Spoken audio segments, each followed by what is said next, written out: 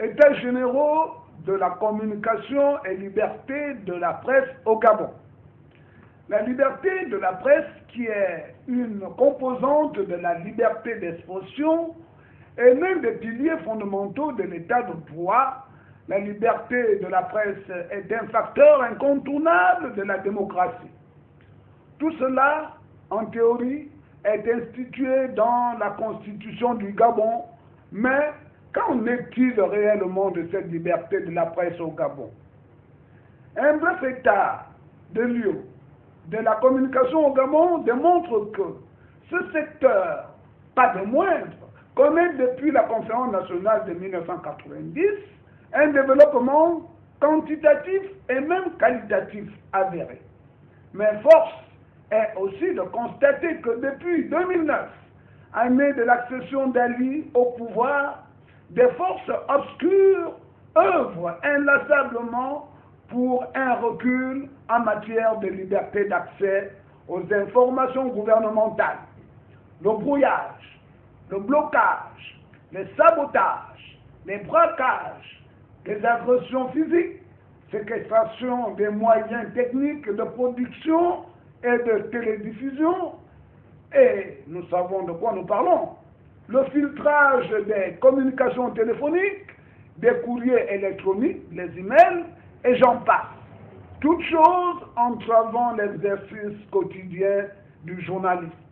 Entre autres, pire, et comme une tache ou une bosse sur le visage, on note une amplification de la systématisation des suppressions et les intimidations à répétition à l'encontre des organes de presse écrites et audiovisuels affirmant leur indépendance éditoriale qui, de fois, bien sûr, dérange le pouvoir émergent. Mais ce qui est encore plus gênant, c'est la pénalisation du délit de presse en République gabonaise.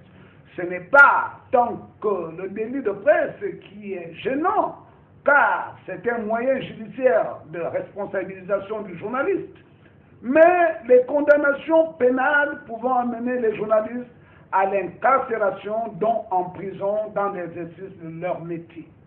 Oui, si les journalistes sont menacés et même conduits en prison, comme on a pu le voir récemment, cela constitue, à n'en point douter, une épée de Damoclès sur les têtes des journalistes et en définitive, une entrave à la liberté de la presse.